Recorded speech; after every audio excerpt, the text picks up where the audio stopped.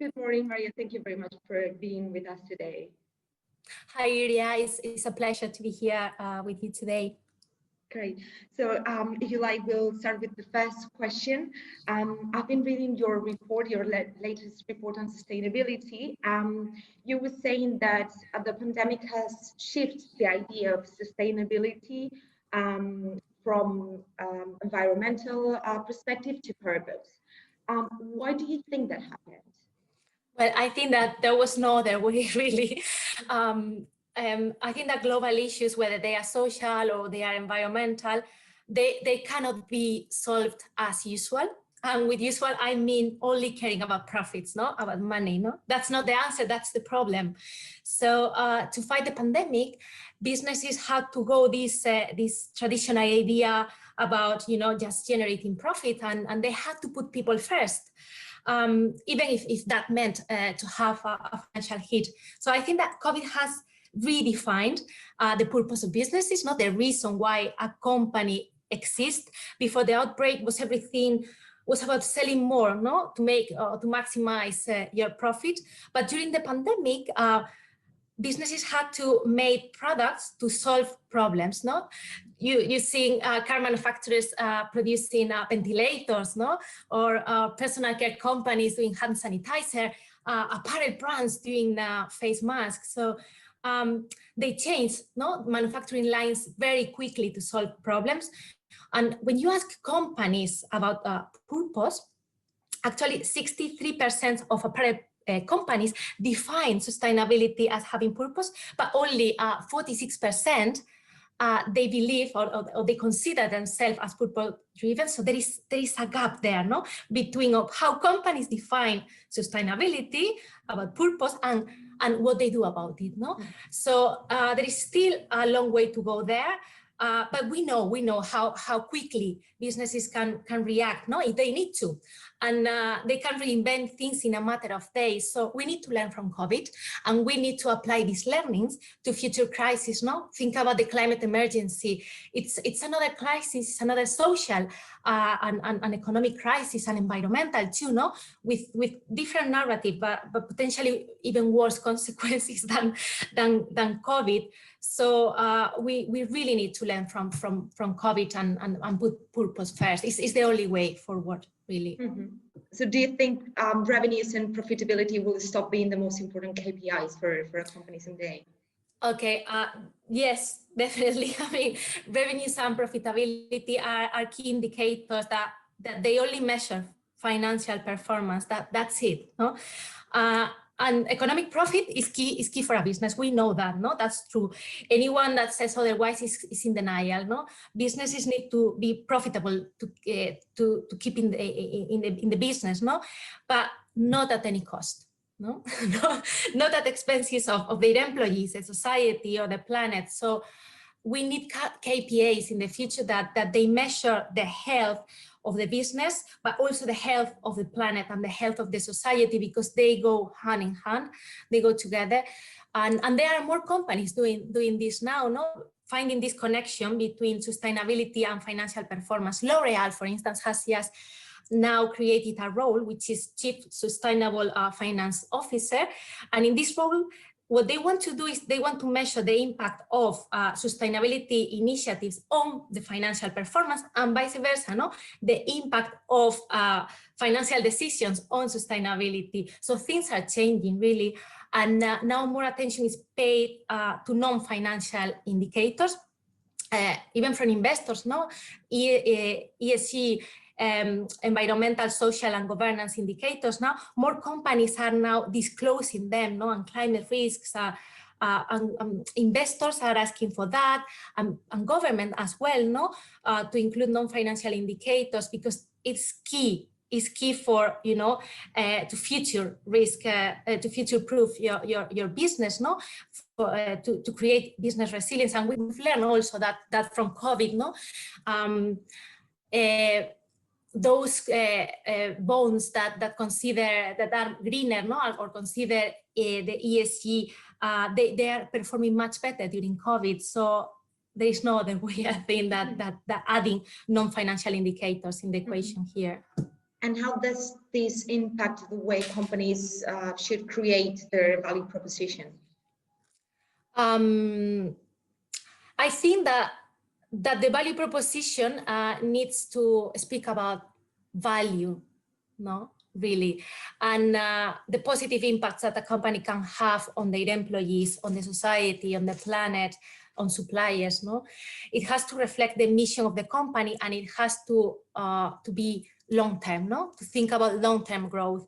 And more importantly, I think that it needs to connect emotionally with people, because at the end of the day, companies are a group of people, no, that work together to produce a product or to provide a service. And people choose to work for companies, no, that they treat them well, they believe in the purpose of the company, no. Consumers prefer to buy from companies that care about people and don't create a mess on the planet, no. We all want to be part of something meaningful. So the value proposition needs to resonate, no, with the society, with the new values that we have. People care much more about social and environmental issues, and they expect companies to be part of the solution, to be a force for good. No, there is kind of a lack of trust right now in governments. No, countries are too slow to react, and legislation takes so much, no, really long time. So people, I think that they are looking at businesses to do their part and to act quickly. Mm-hmm. So the future leaders will be companies which were born with that purpose-driven approach, or can existing companies, you mentioned L'Oreal, adapt to this new approach?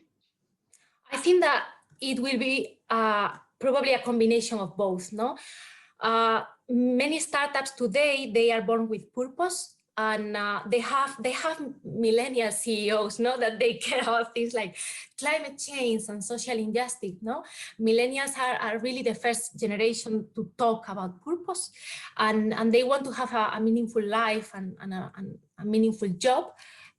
On the other side, we have well-established companies that are usually, they have more barriers to change. No, you think that they have CEOs that are baby boomers, no? They are more driven by profit and financial performance, and they are very used to, you know, hierarchies, no? To working hierarchies. They have to convince people, suppliers and business partners that to get on board, no? To change things, to change how they, and that requires investments. So, but I think that the good news is that existing companies and large companies are already making the transition. No, they are joining the B Corp movement, which is committed to really balance purpose and profit. No, we have Danone, the example of Danone that joins the B Corporation movement. I think it was in April, and so they are demonstrating that they can balance planet, purpose, profit, and with scale.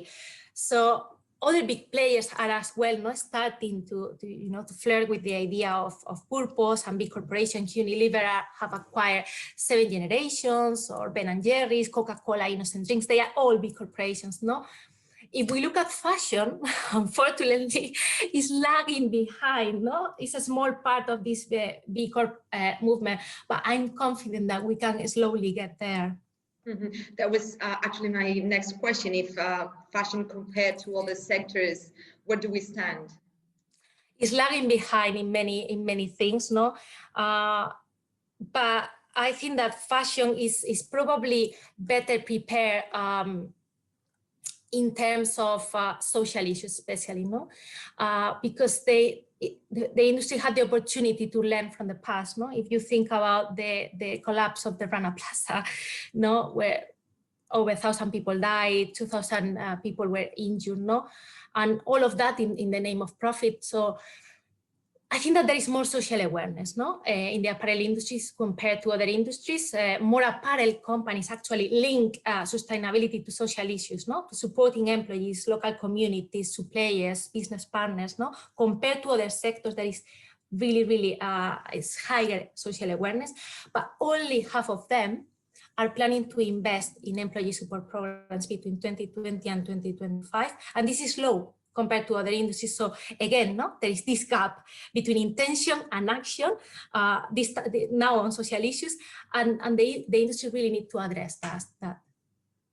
You were talking before about millennial CEOs and baby boomer CEOs. I wanted to ask you, what kind of CEOs or what kind of managers do we need for this new era? Well, I think we need a new type of leadership, no? One that is more empathic, is more open, is more flexible, no? Leaders that are more approachable, closer to people, no? People that want to make a difference really in the world, no?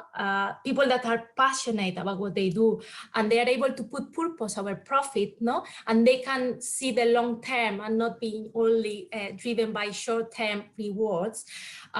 Paul Polman with Unilever or Ross Marquer, you know, with Patagonia, for instance, are good examples. No? They are changing the language from a speech which is more salesy speech to something that is more meaningful to people. No?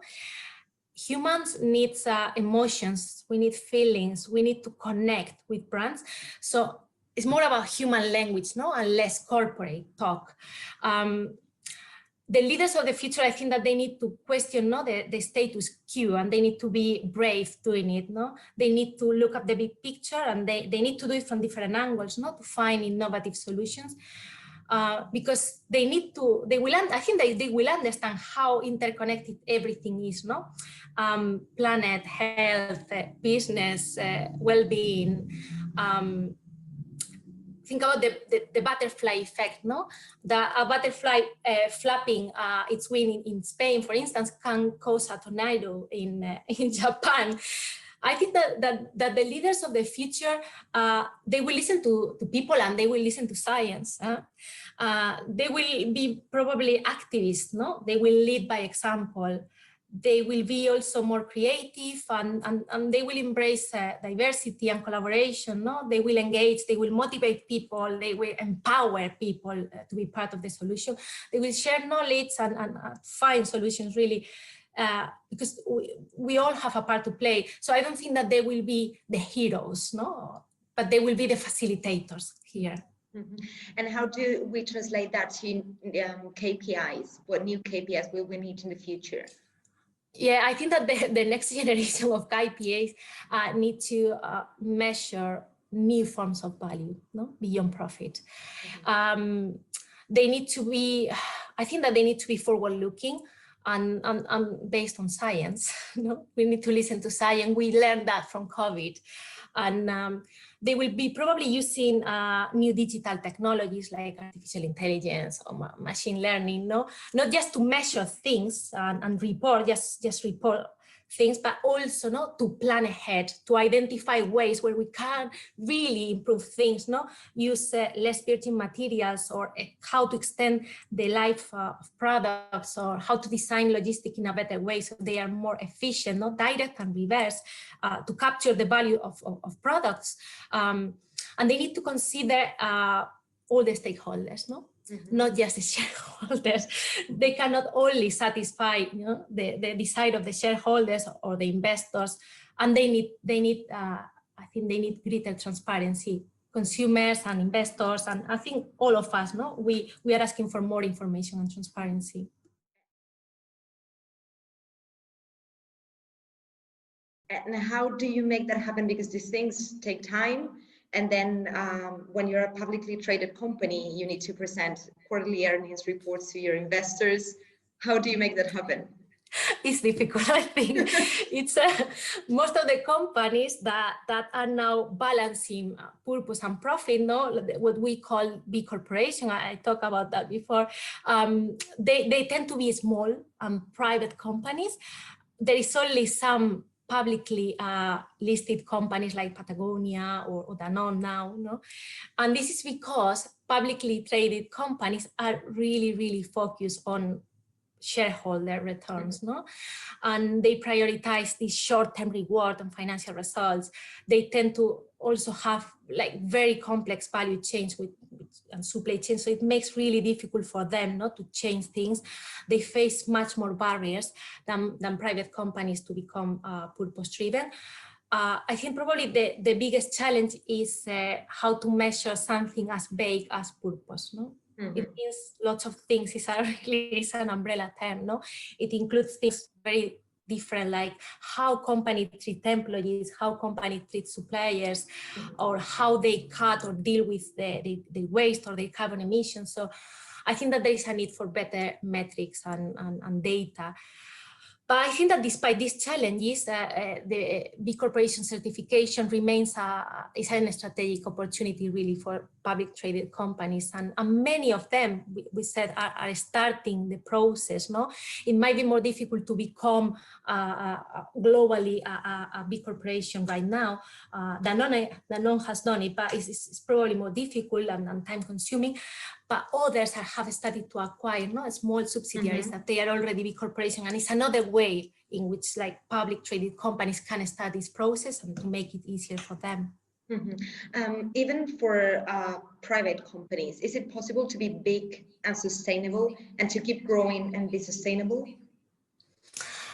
I think it's possible, and we have examples. No, we have Danone doing it. We have Unilever with its sustainable living brands. If you think that, I think it was kind of 70%, 79% of the growth of the business came from its sustainable living portfolio. So yes, growth is fully compatible with sustainability, and actually, I think that we can achieve a sustainable growth that is much more meaningful for a company that just the normal financial profits that you can achieve if you are only focused on that your agenda. Yeah.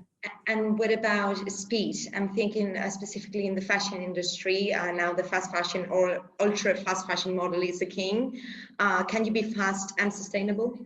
I think that speed put pressure on suppliers, no, and then they need to meet very, very tight deadlines, and that encourage also consumer to consume more, no, because you are producing very fast, and they feel that they need to renovate, no, their wardrobes very quickly, no, in a matter of weeks maybe to follow this latest fashion trend. So this pressure is in conflict with sustainability, and it's only driven by profit, no, and it contributes, as I said, to this overconsumption.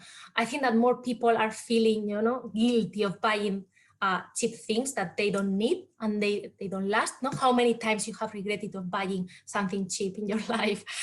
So I think that the speed and sustainability are difficult to reconcile. No, speed stimulates demand for new clothes. When I think that sustainability is compatible with value, no? And sometimes the question is value compatible with this speed? Is value compatible with volume? No, and because if you buy more products with the same amount of money, you are going to buy cheaper products. You are going to be products that are lower quality, and they are going to become waste very quickly. So these products have always a hidden social and environmental cost that we cannot probably see, but it's there. And today, the problem is that growth in the fashion industry is driven by volume. It's not driven by value. And to produce that volume, we need to do it quickly, no? And it's not only happening in emerging and developing countries, it's also happening in Europe, no? This growth in volume. So traditional business models are focused in producing high volumes, no? To meet this demand for fast fashion. So I think that in traditional business models, value and volume are not compatible, no? But I think that the circular economy is key to find this delicate balance between the volume and value. And fast fashion brands like H&M are flirting, no, with the circular economy. They are now renting clothes, they are repairing clothes. H&M has now this recycling machine in the shop in Stockholm, not to show consumers how they can recycle clothes. And so I think that, yes, sustainability can be compatible with volume, but only in a circular world.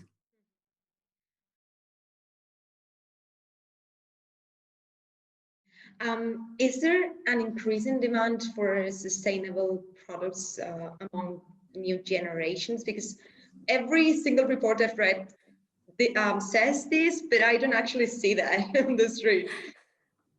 I think that in general, I'm going to say in general, younger consumers, they love authenticity, and they love love transparency, no? And they are questioning the need to own things at all, no? Why should I own things, no? They love renting, and they have quick access to things, and they love quality as well, no? They are also more activists, no? Than previous generation. Think about Greta Thunberg, no? And the school strikes for climate. I think that they are more likely to boycott brands, and they are asking brands to do more, no? And they do this virtually. But there is a difference, no, between millennials and Generation Z, and we find this in our data, no? Millennials is the first generation that was born in a world where climate change and climate emergency was a concern, no? They are a generation that strongly believe that they can make a difference in the world with their purchases, with their actions, and they are the first generation, no, started to demand brands to do more and put purpose. Generation Z, on the other side, no, they are the youngest consumers. They don't know the world without social media. No, they are digital natives. They communicate, they entertain, they play, they shop, and they research products online, and they look for information before they buy.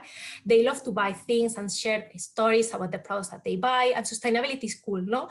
In social media, everything is Instagram.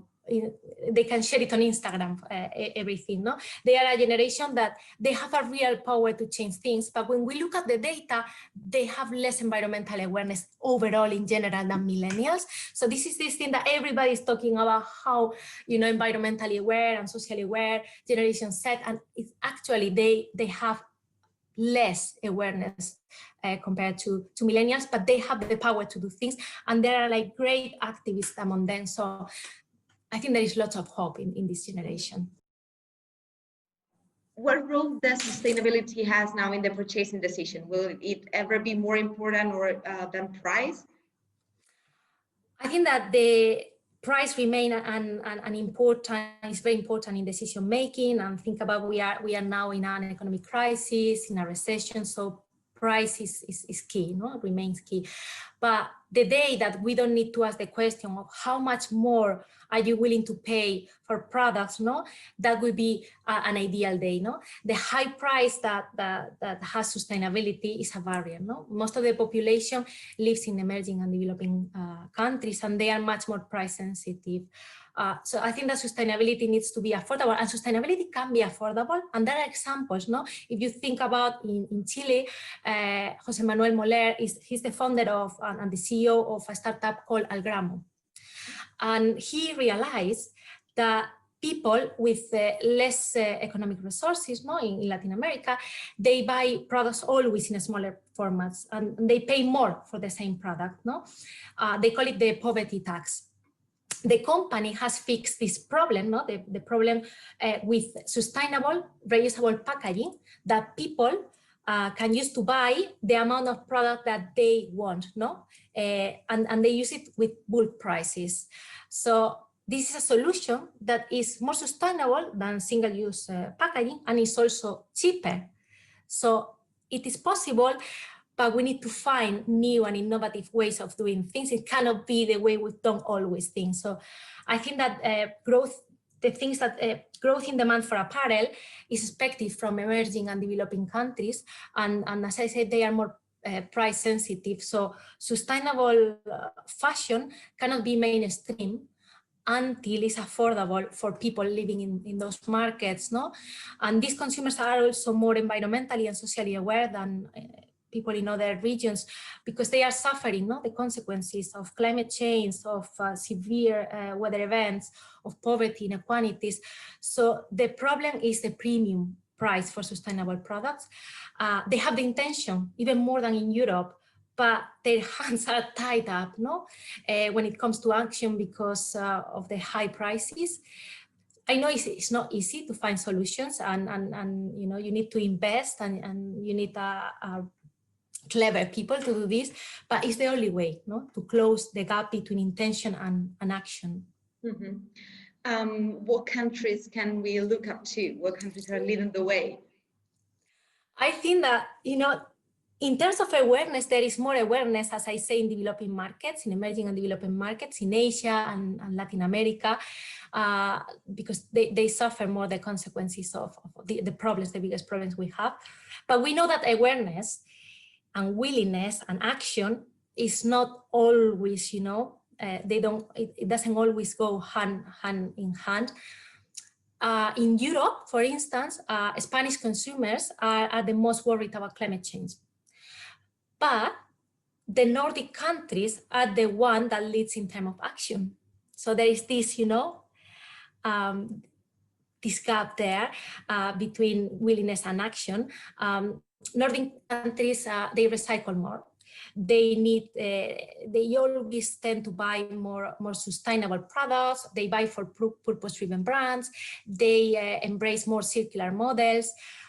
They have these habits of renting, repairing, and secondhand, and they do more, for instance, to cut, I don't know, the food waste, for instance, in Nordic countries. In Asia Pacific, consumers show a strong desire to cut carbon emissions because, you know, there are huge problems with pollution. And while Indian consumers are the more worried about climate change, again, they are not the ones that are taking action. So in Philippines consumers are among the world's more active towards sustainability, but they don't have, you know, the money that we have in the Western world to spend in sustainable products that often comes at expenses of higher prices. If you look at now at Latin America, they are leading the war on plastics, and they are more willing to switch to sustainable packaging and to do things to decrease their water use, while Colombians are more worried about climate change and more willing to decrease their plastic waste. In Brazil or Chile, they are more open to circular business models. So I think that companies really need to think at different countries, and because consumers in different places around the world, they have different, they are moved by different things, no? They have different problems, and they are more willing to do different actions, sustainability.